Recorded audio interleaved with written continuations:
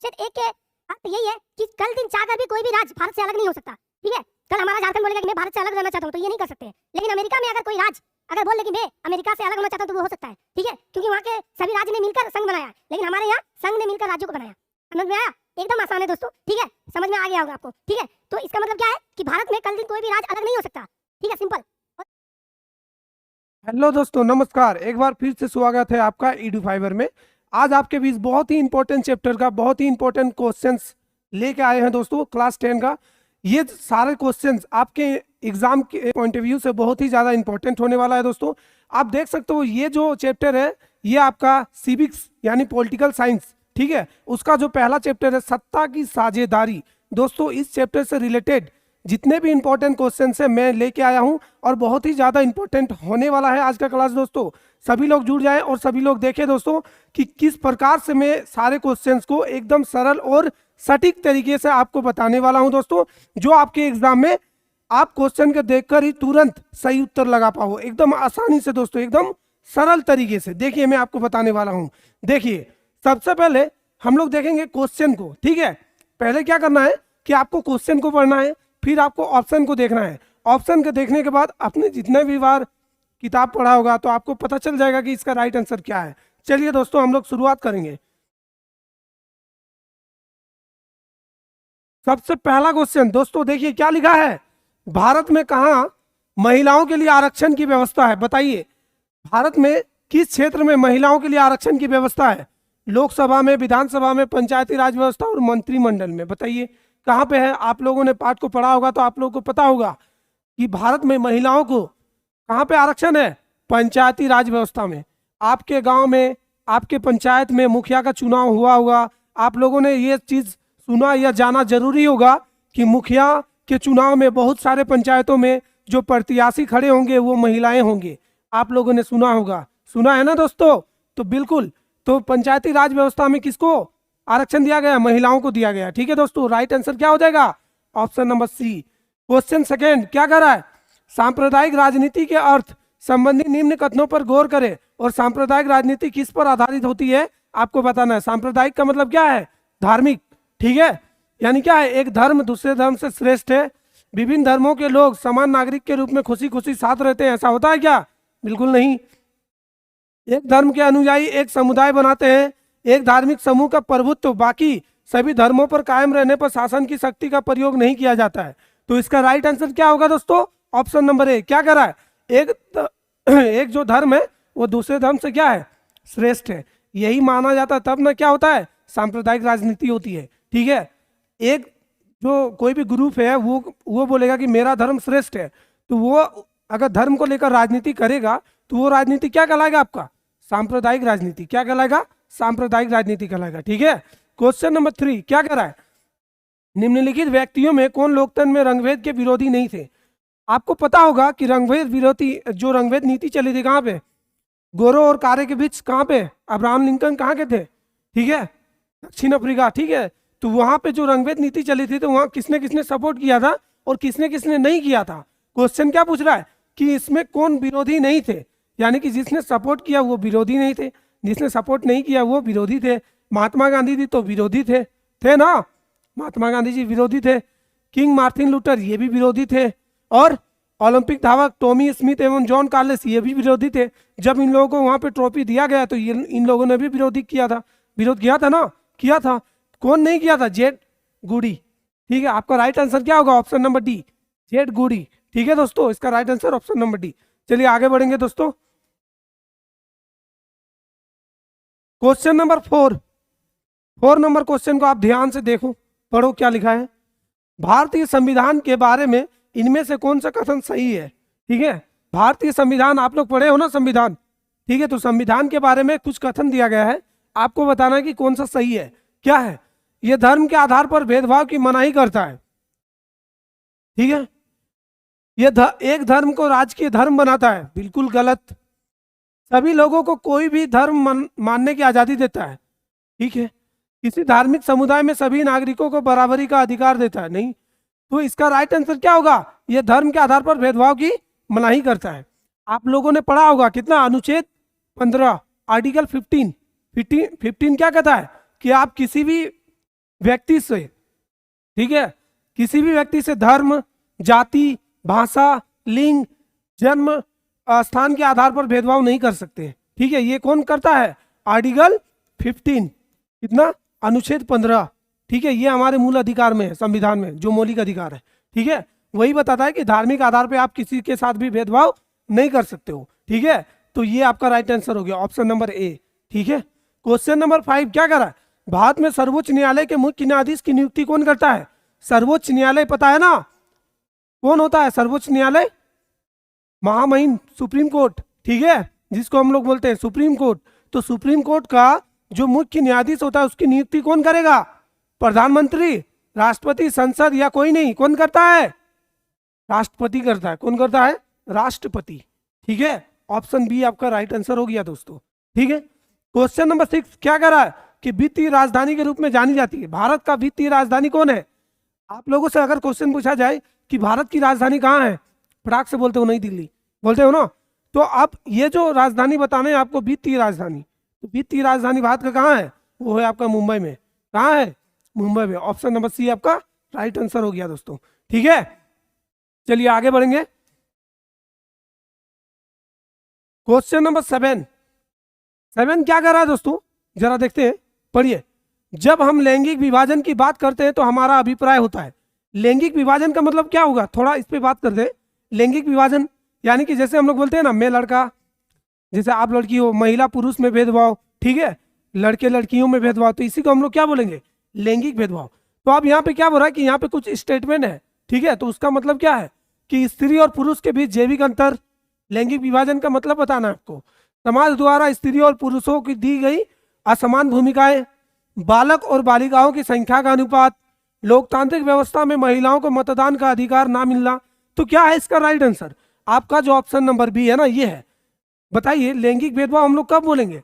जब कोई काम, मान लीजिए आप लोग 2 स्टूडेंट हो, एक लड़का है एक लड़की है, स्टूडेंट 2 होते हैं, ठीक है। स्कूल में मान लीजिए क्या हुआ, ऐसा कुछ फंक्शन हुआ जिसमें बोला गया कि उस फंक्शन में लड़के पार्टिसिपेट कर सकते हैं, लड़कियां नहीं कर सकती हैं। तो यहीं पे क्या हो गया? लैंगिक भेदभाव हुआ ना। चाहे वो किसी भी धर्म का हो, किसी भी जाति का हो, कहीं से भी आता हो, अगर वहां पे अगर ये बोला जाए कि आप लोग लड़की हो इसलिए फंक्शन में नहीं पार्टिसिपेट कर सकते हो, तो ये एक तरह से क्या हो गया? लैंगिक भेदभाव। क्या हो गया? लैंगिक भेदभाव हो गया। ठीक है दोस्तों, तो इसलिए ये क्या दर्शा रहा है कि समाज द्वारा स्त्री और पुरुषों की दी गई असमान भूमिका है। हम लोगों ने भूमिका दिया ना कि फंक्शन में लड़का पार्टिसिपेट करेगा, लड़की नहीं करेगा, तो ये एक तरह से क्या हो गया? लैंगिक विभाजन हो गया। ठीक है, तो इसका राइट आंसर क्या हो जाएगा? Option number B.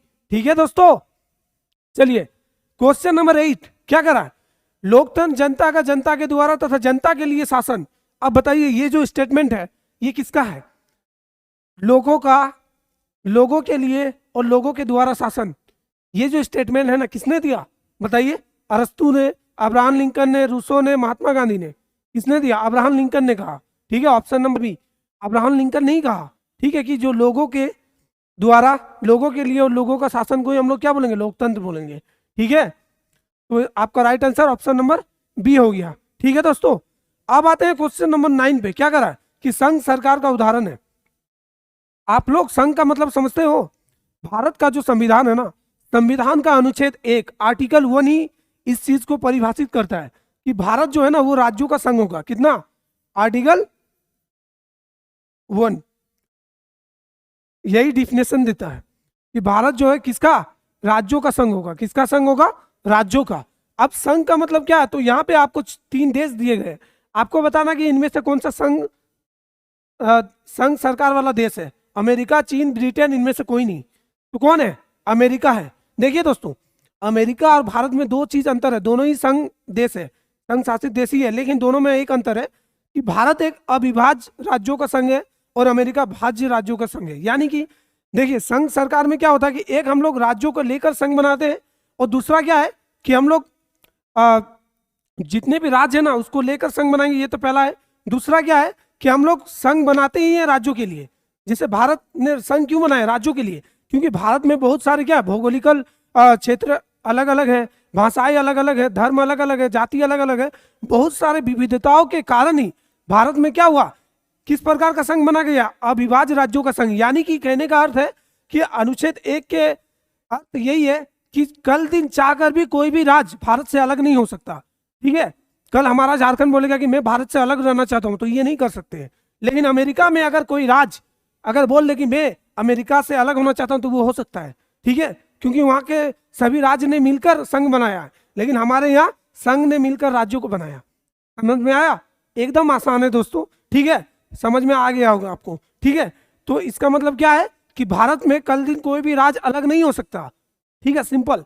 और अमेरिका में कल दिन कोई राज्य बोलेगा कि चलो हमको अच्छा नहीं लग रहा, हम अलग हो जाएंगे, तो वो हो सकता है। ठीक है, तो भारत अविभाज्य राज्यों का संघ है, कभी भी कोई भी राज्य यहाँ से हट नहीं सकता।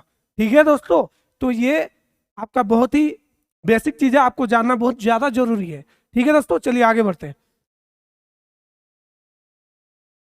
क्वेश्चन नंबर 10 क्या कर आपको कि सांप्रदायिक राजनीति आधारित होती है। बताइए, जो सांप्रदायिक राजनीति होती है वो किस पर आधारित होती है? धर्म पर, जाति पर, क्षेत्र पर, इनमें से कोई नहीं। अभी तो हम लोगों ने जाना सांप्रदायिक राजनीति किस पे आधारित होगा? धर्म पर होगा। किस पे? धर्म पर। तो आपके ऑप्शन नंबर ए राइट हो गया। ठीक है दोस्तों, क्वेश्चन नंबर 11 क्या कर रहा है? 1967 ईस्वी तक भारतीय राजनीति में निम्नलिखित में से किसका वर्चस्व रहा? यानी कि यहाँ पे दिया गया है, आपको बताना है कि 1967 कब? 1967 तक भारतीय राजनीति में किसका वर्चस्व रहा था? स्वर्ण की, निम्न जाति की, अनुसूचित जाति, इनमें से कोई नहीं। अब कोई भी अंधा होगा ना, तो वो निम्न जाति तो कभी नहीं लगाएगा। लगाएगा? बिल्कुल नहीं। आप लोगों ने इतिहास पढ़ा है, आप लोगों ने राजनीति अगर पढ़ा है ढंग से, तो आपको पता होगा कि निम्न जाति के लोगों का वर्चस्व था ही नहीं। था क्या? आप इतिहास में पढ़ लीजिए, कहीं भी पढ़ लीजिए, आपको कहीं नहीं मिलने वाला।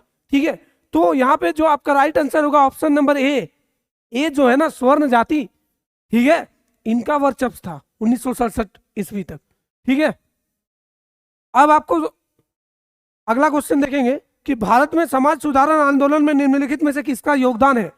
हमारे भारत में आजादी के समय यानी कि 19वीं, जब 20वीं सदी का स्टार्ट हुआ, प्रारंभ हुआ, प्रथम विश्व युद्ध के बाद 1914 के बाद बहुत सारे सामाजिक सुधारण जो पहले से चले आ रहे थे, उसके बाद भी एग्रेसिव हुई। ठीक है, उसके पहले भी था। ठीक है, तो आपको बताना है कि इनमें से कौन से ऐसे महापुरुष हैं जो राष्ट्रीय जितने भी समाज सुधारक आंदोलन थे उसमें योगदान रहा था।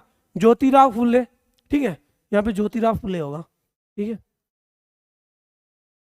ज्योतिराव फुले, महात्मा गांधी, डॉक्टर भीमराव अंबेडकर और उपयुक्त में से सभी। आप लोगों ने पढ़ा होगा कि ये तीनों ही हमारे समाज को लेकर बहुत ज्यादा एग्रेसिव थे। ठीक है, बहुत ज्यादा इन लोगों ने काम किया है भारत के समाज को जोड़ने के लिए, चाहे वो ज्योतिराव फुले हो, महात्मा गांधी जी हो या डॉक्टर भीमराव अंबेडकर जी। ठीक है, ये सारे लोग। ठीक है, तो आपका राइट आंसर क्या होगा? ऑप्शन नंबर डी आपका राइट आंसर हो गया दोस्तों। ठीक है, चलिए आगे बढ़ेंगे। बिल्कुल ऐसा ही आपको भी एग्जाम में ऐसा ही सारे क्वेश्चन मिलने वाले, सारे ऑप्शंस। एकदम घबराना नहीं है दोस्तों, बिल्कुल जाना है, बैठना है, क्वेश्चन पढ़ना है, ऑप्शन पढ़ना है।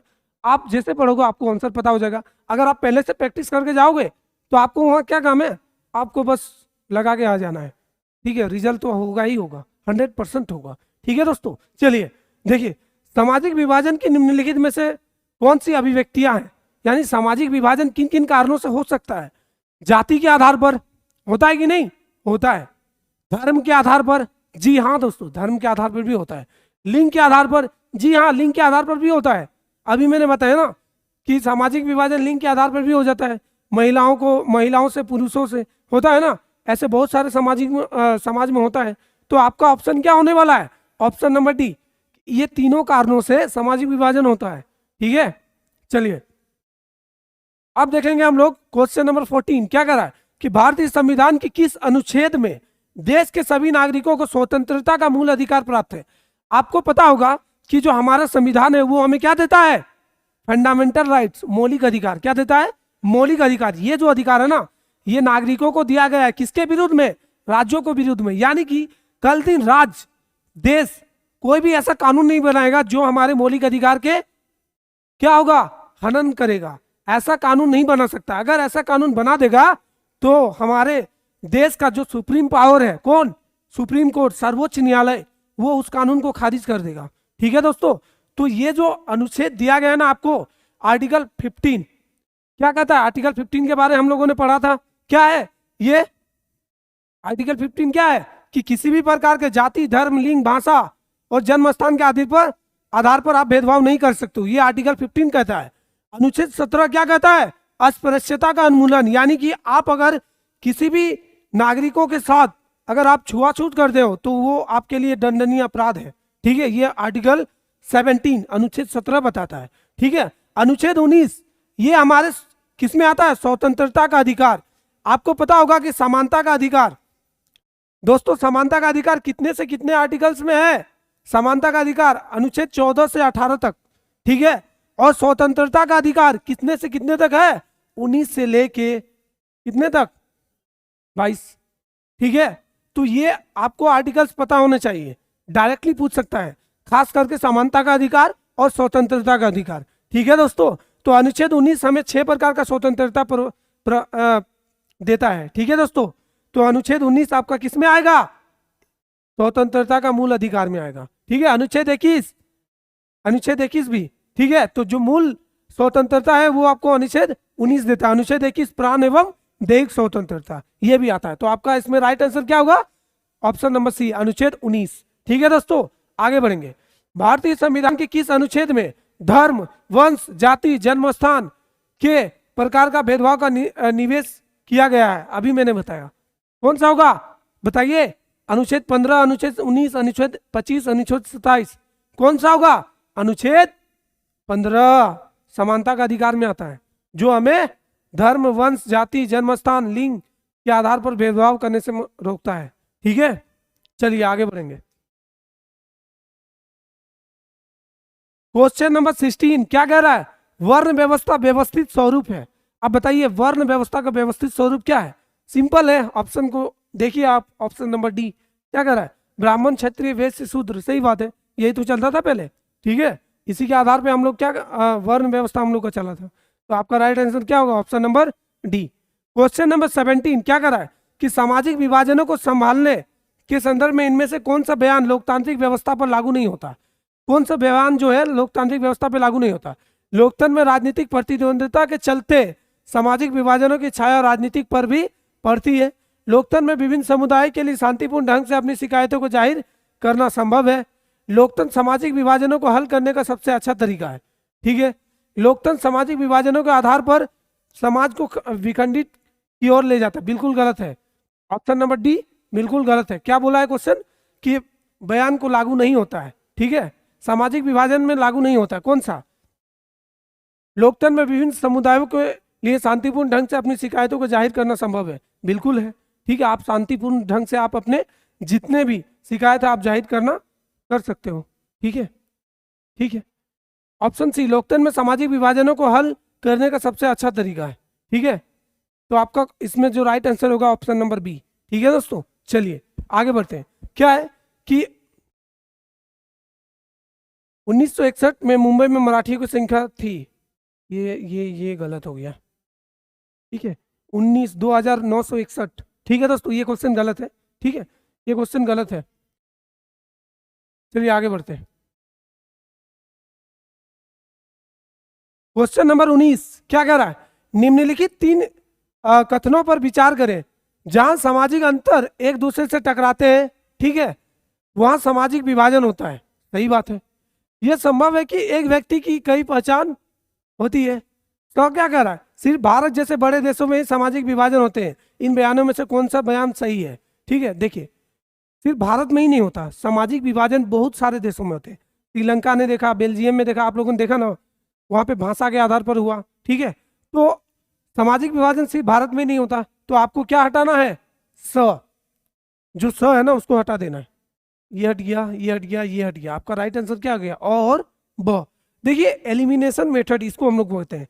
आपको अगर सही आंसर नहीं पता है, अगर आपको पता है कि ये आंसर नहीं होता है, तो आप देखो कि जो वाला आंसर नहीं होता है उसको ऑप्शन में किस किस ऑप्शन में दिया गया है, आप उस ऑप्शन को हटा दीजिए। जैसे हम लोग को पता है कि सामाजिक विभाजन सिर्फ भारत में ही नहीं होता, बाकी देशों में भी होता है। तो ये स्टेटमेंट गलत है, इसको छांटना है।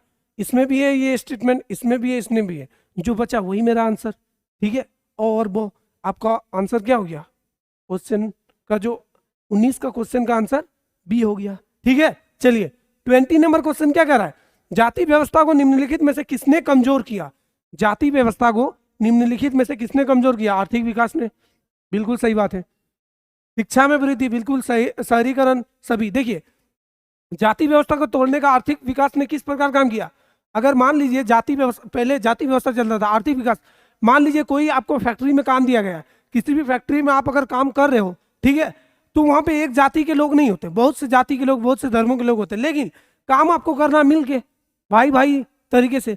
जहां आपको काम करना पड़ेगा मिल के, वहां जाति व्यवस्था होगा क्या? बिल्कुल नहीं, सभी लोग मिल के काम करेंगे। सबको पता है कि आप हमें सपोर्ट करोगे तो अच्छा काम करोगे, मैं आपको सपोर्ट करूंगा तो हम दोनों ही मिल के अच्छा काम करेंगे।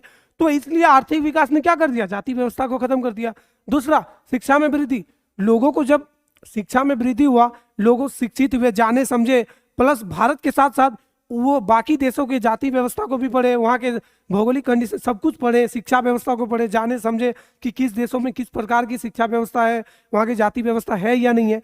तो इन सारी चीज़ों को जानने के बाद लोगों में एक ही चीज़ आया कि जाति व्यवस्था को खंडन किया जाए। फिर शहरीकरण, शहर में भी देखा जाता है। आप मान लीजिए किसी भी शहर में आप गए तो वहाँ पे आपको ना ही एक ही जाति के लोग मिलेंगे, ना ही एक ही भाषा बोलने वाले, ना ही एक ही जगह से। कोई पंजाब से है तो कोई हरियाणा से है, कोई तमिलनाडु से है तो कोई उत्तराखंड से है। तो आप बताइए शहरों में क्या होगा? जाति व्यवस्था चलता है? बिल्कुल नहीं, सारे लोग मिलके काम करते हैं।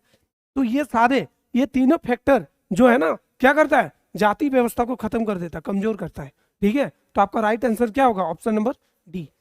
ठीक है दोस्तों, चलिए क्वेश्चन नंबर 21।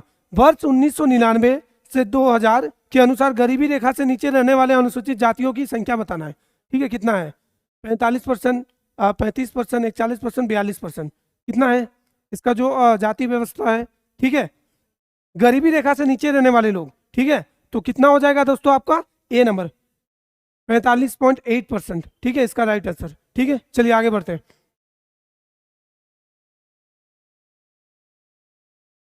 क्वेश्चन नंबर 22 क्या कह रहा है? श्रीलंका में सिंहली को किस वर्ष राजभाषा के रूप में घोषित किया गया है?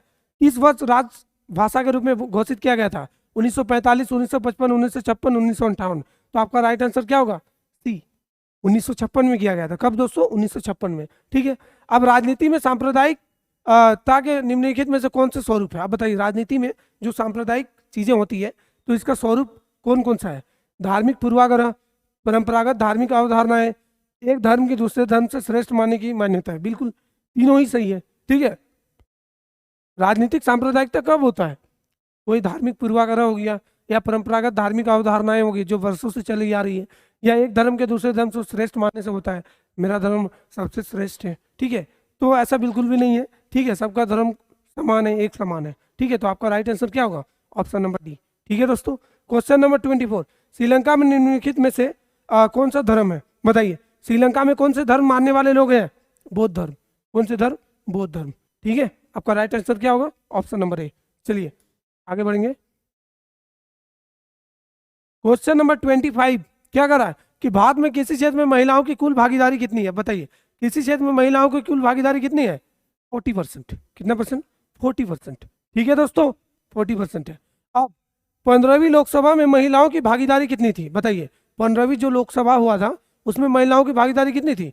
Option C, 10.68%। कितना? 10.68%। ठीक है, क्वेश्चन नंबर 27। भारत में पंचायती राज की संस्थाओं में महिलाओं को कितना प्रतिशत आरक्षण दिया गया है? आप बताइए, महिलाओं को आरक्षण कितना दिया गया है? 25%, 30%, 33%, 35%। ठीक है, तो महिलाओं को जो आरक्षण दिया गया है वो दिया गया है 33%। कितना? 33%, 33% दिया गया है। ठीक है दोस्तों, चलिए आगे बढ़ेंगे। ये जितने भी डेटा बेस्ड क्वेश्चन है दोस्तों, आप लोग अच्छे से करके जाइएगा। ठीक है, क्योंकि क्या है, ये आप भूल भी सकते हो, तो जरूरी है कि इसको बार बार रिवीजन कर लेना आपको। ठीक है, चलिए क्वेश्चन नंबर 28 क्या कह रहा है? अधिकारों और अवसरों के मामले में महिलाओं को विशेष प्रश्रय देने वाला व्यक्ति क्या कहलाता है? बताइए, अधिकारों और अवसरों के मामले में महिलाओं को विशेष प्रश्रय देने वाले व्यक्ति को क्या बोलेंगे? सांप्रदायिकता, धर्मनिरपेक्ष, नारीवादी, पाखंडी, क्या बोलेंगे? सांप्रदायिकता किसको बोलेंगे? सांप्रदायिक, जो धर्म के आधार पर ज्यादा प्रश्रय देगा। ठीक है, धर्मनिरपेक्ष, धर्मनिरपेक्ष जो किसी भी धर्म को नहीं देता है। ठीक है, तो यहाँ पे बोला गया है महिलाओं को। ठीक है, अगर विशेष प्रश्रय दे रहा है तो वो क्या बनेगा? नारीवादी बनेगा। क्या बनेगा? नारीवादी, क्योंकि वो महिलाओं को ज्यादा सम्मान दे रहा है। ठीक है दोस्तों, तो वो एक तरफ से क्या बनेगा? नारीवादी। ठीक है, ये ऑप्शन ए ऊपर में रहना था। ठीक है, ऑप्शन नंबर ए। ठीक है, चलिए क्वेश्चन 29 क्या कर रहा है? सत्ता की साझेदारी के पक्ष में सही तर्क क्या है?